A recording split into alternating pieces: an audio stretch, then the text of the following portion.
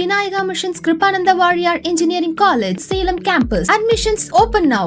Join and become the engineer of tomorrow. தினமலை நேயர்களுக்கு அன்பான வணக்கம். பாரதிய ஜனதா கட்சியில் இருந்த கட்சியினுடைய முன்னாள் தலைவர் அண்ணாமலை வி த லீடர்ஸ் அப்படிங்கிற மூமெண்ட்டை ரொம்ப ஸ்ட்ராங் பண்ணிட்டு இருக்காரு. அடுத்த அரசியல் கட்சியை கொண்டு போக போறாரு. இந்த நேரத்தில் பாரதிய ஜனதா கட்சியிலேருந்து நிறைய பேர் தங்களை விலக்கி கொண்டு அண்ணாமலையுடைய மூமெண்ட்டில் ஜாயின் பண்ணிட்டு இருக்காங்க. அந்த வகையில் பாஜகவின் இளைஞரணியில் இருந்த திருமிகு அன்னபூரணி இப்போ அண்ணாமலையுடைய மூமெண்ட்டில் ஜாயின் பண்ணியிருக்காங்க. ஸோ ஏன் இந்த புதிய கட்சி ஆரம்பிக்கிறதுக்கு முன்னாடி இவ்வளோ ஒரு திரளாக போகிறாங்க அப்படிங்கிறத நம்ம பேச இருக்கிறோம். வணக்கம். வணக்கம். பாரதிய ஜனதா அப்படிங்கிற ஒரு பார்ட்டி, மோடி அப்படிங்கிற ஒரு டால் லீடர், அவர் பின்பற்றி வந்த கட்சி இப்போ ஒரு ஸ்டேட் பிரசிடென்ட்டுக்கு பின்னாடி போகிறதுக்கான காரணம் என்ன? 2021 வந்து அண்ணன் அண்ணாமலை அவர்கள் பாரதிய ஜனதா கட்சிக்குள்ள தலைவராக வராரு. வந்த நேரத்துல இருந்து என்னைக்கும் இல்லாத ஒரு மாற்றம் தமிழ்நாட்டு பாஜகவில் ஒரு புதிய மாற்றத்தை வந்து அண்ணன் அண்ணாமலை அவர்கள் மூலமா நம்ம வந்து கொண்டு வராங்க. பெரும்பாலான இளைஞர்கள் வந்து பாரதிய ஜனதா கட்சியை நோக்கி வந்த ஒரு டைமுமே அண்ணாமலையுடன் வந்து தலைவராக இருந்த அந்த ஒரு நேரத்துல தான். அப்படி ஒரு டைம்ல தான் நானுமே பாரதிய ஜனதா கட்சியில வந்து என்னை வந்து இணைச்சுக்கிறேன். முழுமையா வேலை செய்யணும் அப்படிங்கிற ஒரு எதிர்பார்ப்போட நான் வந்து என்னை வந்து இணைச்சுக்கிறேன். அப்போ அவருடைய பேச்சாற்றல், அவருடைய அந்த ஒரு திறமை, அவருடைய ஒரு தன்னம்பிக்கை, பாஜகவை வந்து தமிழ்நாட்டில் ஒரு ஆணித்தனமான ஒரு கால் பதிக்க வைக்க முடியும் அப்படிங்கிற அந்த ஒரு எண்ணம் வந்து பல பேரை ஈர்த்த ஒரு காரணத்தினால தான் தமிழக பாஜக இருக்கக்கூடிய பலரும் கூட இன்னைக்கு அவர் வெளியில வந்ததுக்கு அப்புறம் அவருடைய பின்னாடி ஒரு நம்பிக்கையோட போறாங்கன்றது என்னுடைய கருத்து. அப்போ நீங்களாம் மோடியை பார்த்து இன்ஸ்பயர் ஆகி வரல, பாஜகவுக்கு அண்ணாமலையை பார்த்து இன்ஸ்பயர் ஆகி வந்திருக்கீங்க. பிரதமர் மோடி அவர்கள் வந்து ஒரு பிரைம் மினிஸ்டர். அவர் வந்து நம்ம எந்த கட்சியில இருந்தாலும் என்னோட பிரைம் மினிஸ்டர் தான், உங்களோட பிரைம் மினிஸ்டர் தான். அதனால அவருடைய இன்ஸ்பிரேஷன் வந்து பாஜகவில் இருந்தாதான் மோடி ஐயாவை பத்தின ஒரு இன்ஸ்பிரேஷன் வேணும்னு கிடையாது. அவருடைய நீண்ட நெடிய உழைப்பு, இந்த தேசத்திற்காக அவர் போட்ட ஒரு டெடிகேஷன் எல்லாமே வந்து எங்க இருந்தாலும் நமக்கு ஒரு இன்ஸ்பிரேஷனா இருக்க தான் போகுது. அதே நேரத்துல தமிழ்நாட்டுல ஒரு மாற்று அரசியல் வேணும், தமிழ்நாட்டுல ஒரு மாற்றம் வேணும், இளைஞர்களை மையப்படுத்தி ஒரு அரசியல் வேணுங்கிற ஒரு காரணத்துக்காக இன்னைக்கு நாங்க அண்ணன் அண்ணாமலை அவர்கள் பின்னாடி நிக்கிறோம். சரி, இப்போது மோடியை எதிர்த்து அண்ணாமலை ஒரு அரசியல் கட்சி பார்வை வைக்கிறாரு, எப்படி உங்களால் அக்செப்ட் பண்ண முடியுது? அவர் வந்து இப்போ வரைக்கும் எதிர்ப்பேன், நான் வந்து ஒரு எதிர்ப்பு அரசியலை தான் உருவாக்குவேன்ற மாதிரியான பகிரங்கமான எந்த ஒரு ஸ்டேட்மெண்ட்டும் விடலை.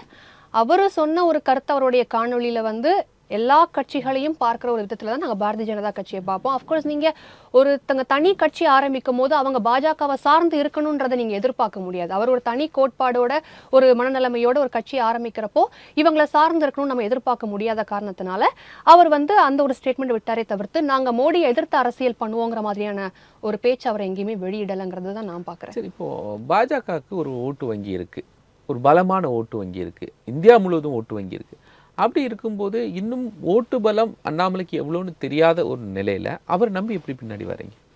பாரதிய ஜனதா கட்சிக்கு இந்தியா முழுவதும் ஓட்டு வங்கி இருக்கிறது உண்மை. அதே நேரத்தில் உலகத்திலேயே ஒரு மிகப்பெரிய கட்சி பாரதிய ஜனதா கட்சிங்கிறதுலையும் மாற்று கருத்து கிடையாது. அப்படிப்பட்ட ஒரு நல்ல ஒரு பிரதமரையும் நம்ம நாடு வந்து வச்சிருக்குதுங்கிறதுலையும் எந்த ஒரு மாற்றமும் இல்லை. ஆனால் தமிழ்நாட்டில் பாஜகவுடைய ஓட்டு சதவிகிதம் எவ்வளவு இருந்திருக்குங்கிறதும் நம்ம வந்து முக்கியமாக பார்க்க வேண்டிய ஒரு விஷயம்.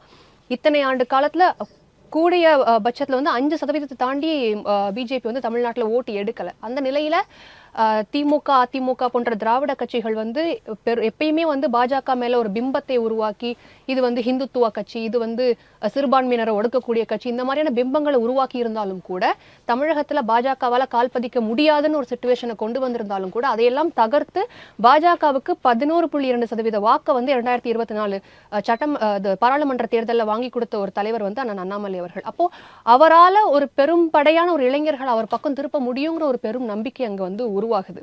அப்போ அந்த ஒரு பெரும் ஓட்டு சதவிகிதத்தை பாஜகவுக்கு வாங்கி கொடுத்த ஒரு தலைவராகவே நம்ம அண்ணன் அண்ணாமலை அவர்களை தான் பார்க்க முடியும். இத்தனைக்கும் இரு பெரும் கட்சியினுடைய கூட்டணி இல்லாமலும் அது வந்து அவர் பண்ணியிருக்காருங்கிறது நம்ம வந்து பாராட்டக்கூடிய ஒரு விஷயமா தான் இங்கே இருக்குதுங்கிறது என்னுடைய ஒரு பார்வையா இருக்கு. இப்போ 2024 ஒரு காலகட்டம், ஆனால் 2026 அந்த இடைப்பட்ட காலத்துக்குள்ள தாவேகா அப்படிங்கிற ஒரு கட்சியை விஜய் தொடங்கி அவர் ஒரு லீடராக உருவாகி சிஎம் ஆயிட்டார். இப்போ புதிய மாற்றம் வேணும், புதிய அரசியல் கட்சி வேணும் அப்படின்னு தாகத்தில் இருந்த அந்த ஜென்சி தலைமுறையாக இருக்கட்டும் எல்லாருக்கும் ஒரு லீடர் கிடைச்சிட்டாங்க. இப்போ அண்ணாமலை எதன் நோக்கி அதை முன்னிறுத்துவார்? 2026 தேர்தல் யாருமே சற்றும் எதிர்பார்க்காத ஒரு முடிவுகளாக தான் நான் பார்க்குறேன். ஏன்னா திமுக 200க்கு மேற்பட்ட இடங்களை வந்து ஜெயிக்கணுன்ற ஒரு குறிக்கோளோட இருந்தாங்க. அதிமுக நிச்சயமா இந்த முறை மக்கள் எங்களை மாத்தி வாக்களிப்பாங்கன்ற ஒரு நம்பிக்கையோட இருந்தாங்க. அதே நேரத்துல புதிய கட்சி ஆரம்பித்த விஜய் அவர்கள் அங்க ஒரு தாக்கத்தை உருவாக்குறாங்க. விஜய் அவர்களை தாண்டி இங்க மாற்று அரசியலுக்கு ஒரு ஆப்ஷன் இருந்த மாதிரி நான் பார்க்கல. ஏன்னா இந்த 2 ஆண்டுகள்ல வந்து விஜய் அவர்கள் தனக்குன்னு அவர் வந்து ஒரு சினிமா ஸ்டார். அவருக்கு வந்து தனியா வந்து ஒரு விளம்பரமோ எதுவுமே தேவைப்படல. ஏன்னா அவர் ஆல்ரெடி ஒரு உச்சத்துல இருந்த ஒரு நடிகர். அவர் சொல்ற மாதிரி கரியருடைய உச்சத்துல இருந்து அவர் வந்திருக்கிறாரு. தமிழ்நாடு மட்டும் இல்லாம கேரளா, ஆந்திரா இந்த மாதிரி எல்லா மாநில சவுத் இந்தியன் ஸ்டேட்ஸ்ல நிறைய இடத்துல அவருக்கு வந்து ஒரு பெரிய ஒரு வாய்ஸ் இருக்கிறத நம்மளால பார்க்க முடியுது. அப்போ அப்படி ஒரு பிரபலமான ஒரு நடிகர் ஒரு கட்சி ஆரம்பிக்கும் போது இளைய தலைமுறைகளை கண்டிப்பா அது ஈர்க்கும்ங்கிறது அது வந்து ஒரு அசைக்க முடியாத ஒரு விஷயம்தான்.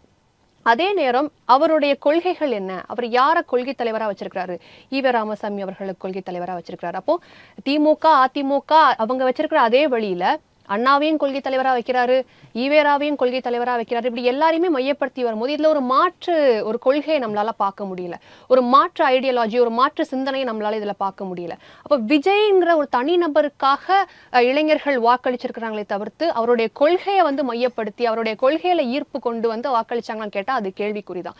அப்ப கொள்கை ரீதியான ஒரு மாற்று அரசியல், கொள்கை ரீதியான இளைஞர்களை மையப்படுத்தி அரசியல் அணுகுமுறையை வந்து நல்ல விதமா கொண்டு போற மாதிரி ஒரு மாற்று அரசியலை தான் அண்ணன் அண்ணாமலை அவர்கள் எதிர்பார்த்து இன்றைக்கு ஒரு பார்ட்டியை வந்து ஒரு மூவ்மெண்ட்டை வந்து இன்னைக்கு ஆரம்பிச்சிருக்கிறாருங்கிறது நான் நினைக்கிறேன்.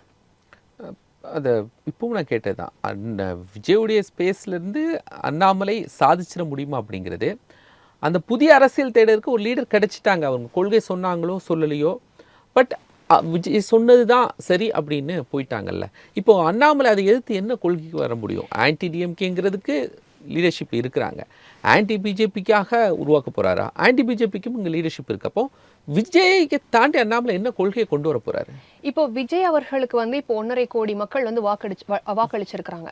ஆனா இன்னும் பல கோடி மக்கள் வந்து விஜயை வேண்டாங்கிற மாதிரியான மற்ற கட்சிகளுக்கும் வாக்களிச்சிருக்காங்க. அப்போ அந்த வாக்குகளையும் எங்களால வந்து ஈர்க்க முடியும்.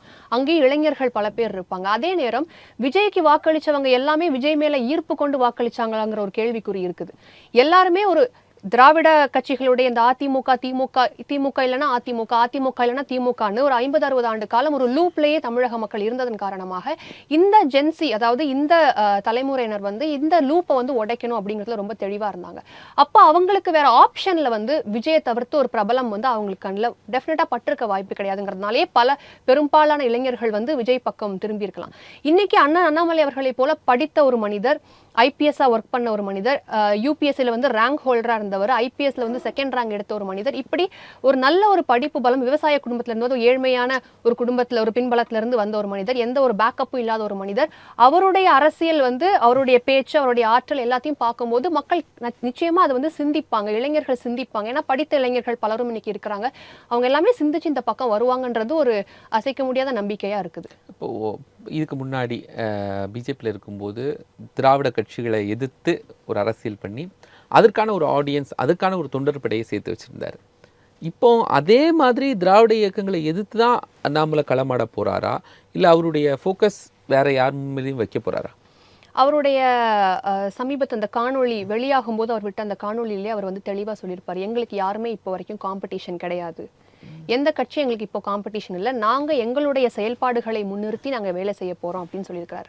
இப்போ இவங்களை எதிர்த்து அவங்களை எதிர்த்துன்னு இப்போவே அவங்களால பேச முடியும். கொள்கைகள் இன்னும் அறிவிக்கப்படலை, கொள்கை தலைவர்கள் யாருங்கிறது இன்னும் அறிவிக்கப்படலை. அதிகாரப்பூர்வமாக எந்த ஒரு அறிவிப்பும் மூவ்மெண்ட் அப்படிங்கிற ஒரு விஷயத்தை தாண்டி ஒரு உறுப்பினர் சேர்க்கை நடந்துகிட்டு இருக்கு. இதை தாண்டி அதிகாரப்பூர்வமாக கொள்கை ரீதியாகவோ தலைவர்கள் ரீதியாகவோ எதுவுமே இன்னும் அறிவிக்கப்படாத நிலையில இவங்க தான் காம்படிஷன்ங்கிறது இப்போதைக்கு நம்மளால சொல்ல முடியாது. ஆனா யாரையும் சார்ந்த ஒரு அரசியலை வந்து நிச்சயமா செய்ய மாட்டார். தமிழ் மண் சார்ந்த அரசியலை தான் அவர் முன்னெடுப்பார் அப்படிங்கிறதுல மாற்று கருத்து கிடையாது. உடனே அரசியல் கட்சி தொடங்காம ஒரு மூமெண்ட், அதுக்கு ஆல்ரெடி இருந்த ஒரு மூமெண்ட்டை நீங்க என்ன பண்றீங்க, அரசியல் கட்சியாக கொண்டு போறீங்க, ஏன் ஒரு பெரிய கேப்பு? இப்போ வந்து வி த லீடர்ஸ் அப்படிங்கிற மூமெண்ட் வந்து ஒரு ஒரு சாதாரணமான ஒரு இளைஞர் ஒரு அரசியல் கட்சியில ஒரு பயணிக்கணும்னு நினைக்கிறாங்க, ஒரு தலைவராக வரணும்னு நினைக்கிறாங்க அப்படின்னா அவங்க முதல்ல அரசியல் படுத்தப்படணும். இப்போ தாவேக்கால நம்ம எல்லாருமே ஒரு குற்றச்சாட்டு வைக்கிறோம், அங்க இருக்கக்கூடியவங்களுக்குலாம் ஒழுங்கான அரசியல் தெரியல, அவங்க வந்து அரசியல் படுத்தப்படலை, பிளைண்டா ஓட்டு போடுறாங்க, இப்படிங்கிற மாதிரி ஒரு குற்றச்சாட்டுகள் பல விமர்சனங்கள் வச்சுக்கிட்டே இருக்கிறாங்க. அப்போ அண்ணன் அண்ணாமலை அவர்களுடைய எண்ணம் எப்படின்னா, இங்கே இந்த கட்சியின் வாயிலாக பயணிக்கணும்னு நினைக்கக்கூடிய இளைஞர்கள் அரசியல் படுத்தப்படணும், அரசியல் நோக்கத்தோட வரணும், அரசியல் புரிந்து வரணும் அப்படிங்கிற ஒரு நோக்கத்தினால ஒரு வி த லீடர்ஸ் அப்படின்னு வரும்போது அது ஒரு ஃபவுண்டேஷன், ஒரு மூவ்மெண்ட் மாதிரி ஆகுது. அது ஒரு வாலண்டியரா எனக்கு இதில் பயிற்சி எடுக்கிறதுக்கு விருப்பம் இருக்குது, நான் இதில் வந்து என்ன நானே ஒரு லீடராக மாற்றிக்கிறதுக்கான ஒரு வாய்ப்பு இருக்குது, எனக்கு ஒரு பயிற்சி கொடுக்குறாங்க, ஒரு லீடர்ஷிப் ட்ரைனிங் கொடுக்குறாங்க, ஒரு ஸ்கில் டெவலப்மெண்ட் ட்ரைனிங் கொடுக்குறாங்கன்ற பட்சத்தில் ஒரு ட்ரெயின்டு பொலிட்டீஷியன்ஸை உருவாக்குறதுக்கு தான் இந்த கேப்பு. இந்த கேப் வந்து வேற எந்த ஒரு நோக்கத்திலையும் இருக்கிறதுக்கான வாய்ப்பே கிடையாது. இது முழுக்க முழுக்க இளைஞர்களை அரசியல் படுத்துவதற்காகவும் அவர்களுக்கு ஒரு நல்ல அரசியல் புரிதலோட ஒரு அரசியல் கட்சியை துவங்குறதுக்கான ஒரு பேஸாகவும் தான் இந்த கேப்பை வந்து நம்ம பார்க்கணும். இப்போ இதில் சேர்ந்துருக்கிறதெல்லாம் தமிழ்நாட்டில் இருந்து மட்டும்தானா, இல்லை ஆல் இந்தியா லெவலில், இல்லை வேர்ல்டு ஃபுல்லும் இருந்து ஜாயின் பண்ணியிருக்காங்க? இப்போ வெளிநாட்டு தமிழர்கள் ஜாயின் பண்ணலாம். ஏன்னா இது வந்து முழுக்க முழுக்க ஒரு மண் சார்ந்த அரசியல் பண்றதுனால வேற மாநிலத்துல இருந்து சேர்றதுக்கான எந்த ஒரு யூஸுமே கிடையாது இங்க. ஏன்னா அவங்களால தமிழ்நாட்டுல வந்து நம்ம ஸ்லாக்ஸ் கணக்குல மெம்பர்ஷிப் வரும்போது தமிழ்நாடு மெம்பர்ஷிப் மட்டும்தானா? இல்ல நம்ம வந்து மெம்பர்ஷிப் டிரைவ்னு சொல்லிட்டு ஒவ்வொரு இடத்துலயும் வந்து இளைஞர்கள் வந்து ஒரு கூடாரம் அமைச்சு அவருக்கான ஒரு மெம்பர்ஷிப் டிரைவ் பண்ணிட்டு தான் இருக்கிறாங்க. உறுப்பினர் சேர்க்கை நடந்துட்டு தான் இருக்குது. அவர் இப்போ சமீபத்தில் வெளியிட்ட அறிக்கையில கூட இந்த 1 மாத காலம் வந்து முழுக்க முழுக்க உறுப்பினர் சேர்க்கைக்கான ஒரு டைமாக தான் நம்ம பார்க்கணும்னு சொல்லியிருக்கிறாங்கன்றதுனால அந்த உறுப்பினர் சேர்க்கை எல்லா இடங்களிலும் பரவலாக நடக்கிறதுனால இந்த எண்ணிக்கை அதிகரிக்கிறது வந்து நார்மலான விஷயம் தான். இல்லை ஆன்லைன் நான் என்ன கேட்குறேன்னா, ஆன்லைனில் பண்ணுறதுனால அதர் ஸ்டேட்லேருந்து வருவாங்க இல்லையா, அதுக்காக கேட்டேன். அது அதர் ஸ்டேட்லேருந்து அண்ணன் அண்ணாமலை அவர்கள் மேலே ஈர்ப்பு இருக்கக்கூடியவங்க அதில் ஜாயின் பண்ணுறாங்களா இல்லையன்றது நம்ம வந்து செப்பரேட்டான கணக்கு எடுக்க முடியாது. ஆனால் தமிழகத்தை பொறுத்தவரை பெரும்பாலான மக்கள் இன்னைக்கு கருத்து கணிப்புன்னு சொல்லிட்டு பல சேனல்கள்ல இருந்து மக்கள் கிட்ட இறங்கி போய் கேட்குறாங்க. அவங்க எல்லாருமே என்ன சொல்கிறாங்க, அண்ணன் அண்ணாமலை அவர்கள் வந்தாங்கன்னா ஒரு படித்த மனிதர் அவருக்கு ஒரு வாய்ப்பு கொடுக்கலாம் அப்படிங்கிற மாதிரி தான் பெரும்பாலான மக்கள் அதில் பேசியிருக்காங்கன்றப்போ இது வந்து ஒரு புதிய ஒரு களமாக இருக்கும், இளைஞர்களுக்கான ஒரு களமாக இருக்குங்கிறது என்னுடைய பார்வை. இப்போ இந்த மூமெண்ட் தான் அப்படியே கட்சியா மாத்த போறாரு இல்லையா? ஆமா, இந்த மூமெண்ட் வந்து இந்த மூமெண்ட் மூலமா ஒரு கட்சி ஆரம்பிக்கிறார். எப்போ துவங்க போறாரு? அது அதிகாரப்பூர்வமா அண்ணன் அண்ணாமலை அவர்களை வெளியிட வரைக்கும் நம்மளால எதுவுமே சொல்ல முடியாது. பட் இது குறித்தெல்லாம் இன்னும் பேசலையா? இன்னும் அது மாதிரியான இப்போ கட்சி ஆரம்பிக்கிறாங்க டென்டேட்டிவா ஒரு டேட் கூட இன்னும் அது மாதிரிலாம் அறிவிக்கப்படலை. இப்போ வரைக்கும் மூமெண்ட் மூலமாக நம்மளுடைய பணிகள் தொடரும், நம்மளுடைய ட்ரைனிங்ஸ் எல்லாம் தொடரும். இப்போ வரைக்கும் உறுப்பினர் சேர்க்கையில தான் முழுமையா ஈடுபட சொல்லி நமக்கு வந்திருக்குது. இப்போ ரொம்ப நாளா அந்த மாதிரி ஒரு கேப்ல இருந்தாங்க அப்படின்னு சொல்லியாச்சுன்னா மக்கள் அரசியல்ல இருந்து விடுபட்டுருவாங்கல்ல. ஆனா பல ஆண்டுகளாக அரசியல்லே இல்லாம வந்தவர் தான் விஜய். அப்போ அவருக்கே வெறும் 2 ஆண்டுகளில் வந்து மக்கள் ஒரு வாய்ப்பை கொடுக்குறாங்கன்ற பட்சத்தில் கடந்த 6 ஆண்டுகளாக பாரதிய ஜனதா கட்சியில் ஒரு தலைவராக, ஒரு தொண்டனாக, எல்லா விதத்திலையுமே தமிழகத்தில் ஒரு பெரிய மாற்றத்தை கொடுத்தவர் ஒரு அண்ணாமலைங்கிற ஒரு தனி மனிதன். அப்போ அந்த மனிதர் வந்து இன்னைக்கு எத்தனை நாள் அவர் வந்து அரசியலில் இல்லாமல் இருந்தார், எலெக்ஷன் கேம்பெயின் பண்ணியிருக்கிறாரு, எல்லா இடத்துலையும் போய் பிரச்சாரங்களுக்கு பேசியிருக்கிறாரு. இந்த 1.5 ஆண்டு காலம், 1.5 மாத காலம் மட்டும்தான் அவர் வந்து அரசியலிருந்து தன்னை விலக்கி இருக்கிறாரு. ஏன்னா அவர் 2025 டிசம்பர்லேயே வந்து நான் கட்சியிலிருந்து விலகிறேன்ற மாதிரியான ஒரு விஷயத்த சொல்லியிருக்கிறாரு. எலெக்ஷனுக்கு பிறகு விலகிறதா ஒரு அறிவிப்பு வந்திருக்குது. அதனால அந்த 1.5 மாத காலம் அவருடைய அந்த ஒரு கேப்பா இருந்திருக்கலாமே தவிர்த்து 1.5 மாத காலம் ஒரு பெரிய கேப் கிடையாது. அதனால மக்கள் அண்ணாமலை அவர்களை மறந்துடுவாங்களாங்கிறது ஏற்கக்கூடிய விஷயம் இல்லை. ஏன்னா தமிழக பாரதிய ஜனதா கட்சியில ஒரு மிகப்பெரிய மாற்றத்தையும் தமிழக பாரதிய ஜனதா கட்சியை வந்து தமிழ்நாட்டில் ஒரு ஆணித்தனமா நிறுத்தின ஒரு தலைவர்ங்கிறதுனால நிச்சயமா அண்ணன் அண்ணாமலை அவர்களை யாரும் மறந்துடவோ இல்ல அவர் வந்து இப்போ பணியில இல்லைங்கிற மாதிரி ஒதுக்கிறவோ முடியாது. இப்போ பிஜேபியிலேருந்து விலகிறாரு, ஒரு ராஜினாமா கடிதத்தை கொடுத்துட்டு போகலாம், இல்லைன்னா அதனுடைய பிரசிடென்ட்டை கொடுத்துட்டு போகலாம். எல்லாரையும் சந்திக்கிறாங்க, டைம் எடுத்து பேசுகிறாங்க, அவங்கள்ட்ட வந்து வாழ்த்துக்கள் பெற்று ஒரு ஃபேர்வெல் பண்ணிட்டு அதுக்கப்புறம் வராங்க. அப்படிங்கும்போது அண்ணாமலை மேலே ஒரு டவுட் இன்னும் இருந்துகிட்டே இருக்க, பிஜேபியோடைய பி டீம் அவர் செயல்படுவாரோ அப்படின்னு. ஆனால் பிஜேபியோட பிஜேபி வந்து எல்லாரும் ஒரு டீம் அமைக்கிற ஒரு பெரிய ஒரு ஹப்பு மாதிரி இப்போ மாறிடுச்சு தமிழ்நாட்டில். ஏன்னா தாவேக்கால கேட்டிங்கன்னா திமுக பிஜேபியோட பி டீம்னுவாங்க, திமுகவில் கேட்டிங்கன்னா தாவேக்கா பிஜேபியோட பி டீம்னுவாங்க. இன்னைக்கு அண்ணாமலையான வெளியில் வந்திருக்கிறாரு, இப்போ அவர் வந்து தாவேக்காவோட பிஜேபியோட பி டீம்னு சொல்லுவாங்க. அதனால இந்த பி டீம் சி டீம் அந்த மாதிரிலாம் எதுவுமே கிடையாது. அப்படி பாஜகவின் கொள்கைகளையோ இல்லை வேற ஏதாவது ஒரு கட்சியினுடைய கொள்கைகளையோ எடுத்து அவர் கட்சி ஆரம்பிக்கணும்னா அவர் கட்சி ஆரம்பிக்க வேண்டிய அவசியமே இல்லை. இப்போ திராவிட சித்தாந்தத்தில் ஒரு கட்சி ஆரம்பிக்கணும்னா எண்ணற்ற கட்சிகள் அந்த சித்தாந்தத்தில் இருக்க தான் செய்யுது. இப்போ பாஜகவோட சித்தாந்தத்தில் ஆரம்பிக்கணும்னா பாரதிய ஜனதா கட்சியிலே அவர் இருந்திருக்கலாம், அங்கிருந்து அவர் வெளியில் வந்திருக்க வேண்டிய அவசியம் கிடையாது. அதனால இது வந்து ஒரு இந்த பி டீம் சி டீம்கெல்லாம் ஒரு விமர்சனமாக மட்டும்தான் பார்க்க முடியுமே தவிர்த்து அது ஒரு பெரிய கருத்தாக பார்க்க முடியல. இப்பவும் மோடி மீது எனக்கு பெரிய நம்பிக்கை இருக்குது அப்படிங்கும்போது எப்படி பாஜக வைத்து அரசியல் பண்ண போகிறாரு? மோடி அப்படிங்கிற ஒரு தனி மனிதர் வந்து பாரதிய ஜனதா கட்சியை சார்ந்தவராக இருந்தாலும் அவர் பிரதமர் மேல ஒருத்தங்க வந்து நம்பிக்கை வைக்கிறதுல வந்து எந்த ஒரு தப்பும் கிடையாதுன்னு தான் நான் நினைக்கிறேன். இன்னைக்கு முதலமைச்சராக திரு விஜய் அவர்கள் உட்கார்ந்திருந்தாலும் நாளைக்கு சமுதாயத்துல ஒரு பிரச்சனை நடக்குதுன்னா நம்ம யார்கிட்ட போவோம்? முதலமைச்சரை பார்த்து தான் கேள்வி கேட்போம், முதலமைச்சர் கிட்ட தான் ஒரு கோரிக்கை வைப்போமே தவிர்த்து அவர் எனக்கு பிடிக்காது, அவர் தாவேக்கா அப்படின்னு சொல்லி நம்ம சொல்ல போறது இல்லை. அப்போ அவருடைய பிரதமருங்கிற அந்த ஒரு ரீதியில அவர் மேல ஒரு மட்டற்ற மரியாதை, மதிப்பு, அவரோட உழைப்புக்கான மதிப்பு வந்து என்னைக்குமே அவர் மேல இருக்கும். மோடி வந்து ஒரு குளோபல் பர்சனுங்க. அவரை வந்து நம்மளால எதுக்கவும் முடியாது, அவரை வந்து நம்மளால வெறுக்கவும் முடியாது அப்படிங்கிறது தான் என்னுடைய ஒரு கருத்து. இப்போ அண்ணாமலை கட்சி துவங்குவதற்கு முன்பு, இல்லைன்னா இந்த மூமெண்ட்டுக்குள்ள வர்றதுக்கு முன்னாடி, கட்சி பதவி ரிசைன் பண்றதுக்கு முன்னாடி பாஜக உயர்ந்த பொறுப்புகள், அது கட்சி பதவியா இருக்கட்டும், இல்லைன்னா அரசியல் பதவி, ராஜ்யசபா எம்பி, மத்திய அமைச்சர், இப்படி ஏதாவது கேட்டு ப்ரெஷர் பண்ணாரா, இல்லை கேட்டு கொடுக்கலையா? அண்ணன் அண்ணாமலை அவர்கள் மத்திய அமைச்சர் கேட்டாங்களா, இல்ல பெரிய பொறுப்பு கேட்டாங்களா, இல்ல பதவிகள் கேட்டாங்களா அப்படிங்கறது வந்து அதிகாரப்பூர்வமா எதுவுமே வெளியாகல. இது ஒரு கருத்தா பத்திரிகையாளர்கள் மத்தியில, பத்திரிகையாளர்கள் மூலமா நமக்கு சமூக வலைத்தளங்கள்லயும் மீடியாக்கள்லயும் தான் அது வந்து வெளியில வந்துச்சே தவிர்த்து அதிகாரப்பூர்வமா எதுவுமே வெளியாகாத காரணத்தினால நம்ம அது வந்து அவங்களுக்கும் அப்படியே நம்ம வந்து ஒரு கருத்து வெளியே வந்திருந்தாலும் கூட அது நமக்கு தெரியாது. அது மத்திய தலைமைக்கும் அண்ணன் அண்ணாமலை அவர்களும் நடுவில் நடந்த ஒரு உரையாடல தான் இருக்க முடியுமே தவிர்த்து அதிகாரப்பூர்வமா எதுவும் வெளியாகாத வரைக்கும் நம்ம அதுல கருத்து சொல்றது வந்து நல்ல ஒரு விதமா இருக்கும்னு நான் நினைக்கல. அப்படி பாத்தீங்கன்னா நயினார் நாகேந்திரன் அவர்களுக்கும் கூட இணையமைச்சர் கொடுக்குற மாதிரியான செய்திகள்லாம் வெளியே வந்துச்சு. அப்ப அது கொடுத்துட்டாங்களா? அதனால அது வந்து ஒரு கருத்து தான். அது வந்து நம்ம கேட்டாரு, கண்டிப்பா இதை பண்ணியிருக்கிறாரு, அது கொடுக்காதனாலதான் இப்படி ஆரம்பிச்சிட்டாருன்னு சொல்லிட்டு நம்மளால சொல்ல முடியாது. உங்க பார்வையில் அண்ணாமலை ஏன் புதிய கட்சி ஆரம்பிச்சார் நீங்க நினைக்கிறீங்க? பாஜக இருந்திருக்கலாமே, ஏன் மாறி ஆரம்பிச்சார்? ஒரு தனிப்பட்ட கருத்தா பாத்தீங்கன்னா அண்ணன் அண்ணாமலை அவர்கள் இளைஞர்களை மையப்படுத்தின அரசியலை வந்து விரும்புறாரு. அதே நேரத்துல இன்னைக்கு விஜய் அவர்கள் ஒரு பெரிய சக்தியா இன்னைக்கு தமிழ்நாட்டுல உருவாயிருக்கிறாரு. அதே நேரத்துல திமுகவில் இன்னைக்கு உதயநிதியை முன்னிலைப்படுத்தி ஒரு அரசியல் அவங்க வந்து ஆரம்பிக்கிறாங்க. அப்போ ஒரு திமுகங்கிற ஒரு பெரிய கட்சி உதயநிதிங்கிற ஒரு தனி மனிதனுடைய பின்னாடி நிக்குது. தாவேக்கா வந்து இவன் செங்கோட்டையன் மாதிரியான சீனியர் லீடர்ஸ் கூட விஜய் அப்படிங்கிற ஒருத்தர் பின்னாடி நிக்கிறாங்கன்ற மாதிரி இருக்கிறப்போ இங்க இன்னொரு இளைஞருடைய சக்தி, ஒரு ஆற்றல் தேவைப்படுது. ஒரு மாற்று அரசியலுக்கான ஒரு இளைஞருடைய சக்தி இங்க தேவைப்படுதுங்கிறது என்னுடைய ஒரு தனிப்பட்ட கருத்து. அந்த ஒரு விஷயம் வந்து ஒரு தனி கட்சி ஆரம்பிக்கும் போது ஒரு எப்படி சொல்றது, ஒரு தன்னிச்சையான ஒரு முடிவு எடுக்க முடியும், ஒரு செயல்பாடுகள்ல ஒரு சுதந்திரம் இருக்கும் அப்படிங்கிறத வந்து எதிர்பார்த்திருக்கலாம். அதே நேரம் நிறைய இளைஞர்களை வந்து மண் சார்ந்த அரசியலை மையப்படுத்தி அவங்கள வந்து நம்ம கிட்ட கொண்டு வர முடியுங்கிற ஒரு நம்பிக்கையோட அவர் வந்து இதை ஆரம்பிச்சிருக்கலாம்.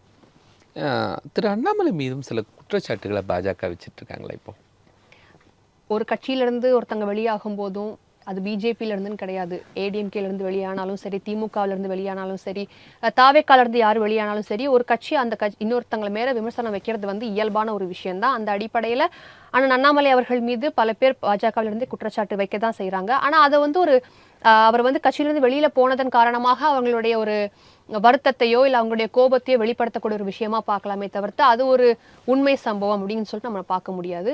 ஒரு விமர்சனம், அது ஒரு கருத்து, தனிப்பட்ட ஒரு மனிதருடைய தனிப்பட்ட கருத்தா தான் நாங்க பாக்குறோம். அண்ணாமலை கட்சி ஆரம்பிக்கிறதுனால பாஜகவுடைய வலிமை தமிழ்நாட்டுல குறைஞ்சிருமே? நிச்சயமா குறையும், நிச்சயமா குறையும். ஏன்னா அண்ணன் அண்ணாமலை அவர்களுக்கு அந்த ஒரு ராஜினாமா கடிதம் வெளிவந்த பிறகாக பல பாஜக தலைவர்களும் கட்சியிலிருந்து வெளியில வராங்க. அதுதான் எதிர்பார்த்தாரா அண்ணாமலை? பாஜகவுடைய வலிமையை குறைக்கணும் அப்படின்னு எதிர்பார்த்தாரா? அப்படிங்கிற எதிர்பார்ப்பு எதுவும் கிடையாது. ஆனால் அண்ணாமலை அவர்கள் இன்னும் வலுவாக அவருடைய அரசியல் முன்னெடுப்புகள் எடுத்து வைக்கும் போது பாஜக மட்டும் கிடையாது, பல கட்சிகள் அதுல வந்து இம்பாக்ட் ஆகிறதுக்கான வாய்ப்புகள் இருக்குது. ஏன்னா அவர் ஒரு உத்வேகமான ஒரு அரசியலை முன்னெடுக்கும் போது தாவேக்காக்கு கூட ஒரு இம்பாக்ட் இருக்கலாம். ஆனா தாவேக்கால இருந்து யாரும் வரலையே. இப்போ அண்ணாமலை கட்சி ஆரம்பிச்ச பிறகு கட்சி பொறுப்புகளை விட்டுறவங்களா இருக்கட்டும் எல்லாருமே பாஜகல இருக்கிறவங்க தானே. கட்சி பொறுப்புல இருந்து வெளியில வரக்கூடியவங்க பிரதிபலிக்கப்படுறது பாஜக நிர்வாகிகள் பிரதிபலிக்கப்படுறாங்க. ஆனா பல இப்ப எங்களுடைய ஊர்லயும் கூட பல இடங்கள்ல வந்து தாவேக்காவில் இருக்கக்கூடிய அடிமட்ட நிர்வாகிகள்லாம் ரிசைன் பண்ணிட்டு பிஜேபிக்கு வரக்கூடியதை நம்ம பார்க்கறோம். ஏன்னா நம்ம அங்க கேம்ப்ஸ் போடுறோம், மெம்பர்ஷிப் டிரைவ் நடத்துறோம், அங்கெல்லாம் நீங்க பாத்தீங்கன்னா அவங்க வந்து தாவேக்கால இருந்து வராங்க, திமுகல இருந்து வராங்க, நிறைய அடிமட்ட தொண்டர்கள் வேற கட்சியில இருந்து இங்க வரதை வந்து நம்மளால பார்க்க முடியுது. பெரும் தலைவர்கள்னு வரும்போது பாரதிய ஜனதா கட்சியில அண்ணாமலை அவர்கள் ஏற்கனவே பயணித்த காரணத்தினால அவர் மீது நம்பிக்கை கொண்ட பல தலைவர்கள் அங்கிருந்து ரிசைன் பண்ணிட்டு வரதா தான் நம்ம பார்க்குறோம். இந்த கொள்கை கட்சி ஆரம்பிக்கிறது இதெல்லாம் ஏன் ரொம்ப சீக்ரெட்டா வச்சிருக்கிறாரு நம்மள? இல்ல இப்போ தான் அறிவிச்சிருக்காரு. எல்லாமே உடனுடனே செய்யறது வந்து அவசியம் இல்லைன்னு நான் நினைக்கிறேன். எல்லாத்தையுமே அடுத்தடுத்து உடனுடனே பண்ணணுங்கிறது அவசியம் இல்லை, நமக்கு கால அவகாசம் இருக்குது. இந்த மூவ்மெண்ட்டை மட்டும் ஏன் ரொம்ப பிளான் பண்ணி ஒரு 5-6 வருஷத்துக்கு முன்னாடி ஆரம்பிச்சிருக்கிறாரு? இந்த மூமெண்ட் அவர் வந்து அரசியல் கட்சியா தான் ஆரம்பிக்கணும், இந்த மூமெண்ட் அரசியல் கட்சியா மாற்றப்படணும், இதை நம்ம இதுக்காக வச்சுக்கலாம் அப்படிங்கிற எண்ணத்துல ஆரம்பிச்சிருக்காம இருக்கலாமே. அது ஒரு மூமெண்ட்டாக ஒரு ட்ரஸ்ட் மாதிரி அவர் நடத்திட்டு இருந்திருக்கிறாரு. அதை தாண்டி இன்னைக்கு அது வந்து ஒரு அரசியல் கட்சி ஆரம்பிக்கிறதுக்கு முன்பாக இளைஞர்களை பயிற்சி கொடுத்து ஒரு நல்ல ஒரு விதமான அரசியல்வாதிகளாக மாற்றதுக்கான ஒரு பேஸா இன்னைக்கு அது இருந்திருக்கு, அவ்வளவுதான். அண்ணாமலையுடைய ஒரு புதிய கட்சி தமிழ்நாட்டில் என்ன மாற்றத்தை ஏற்படுத்த போகுது, என்ன எப்போ கட்சி ஆரம்பிக்க போறாரு அப்படிங்கிற நம்ம தொடர்ந்து பேசுவோம். நன்றி. நன்றி நேர்களை மற்றும் ஒரு நிகழ்ச்சி சந்திக்கலாம். நன்றி.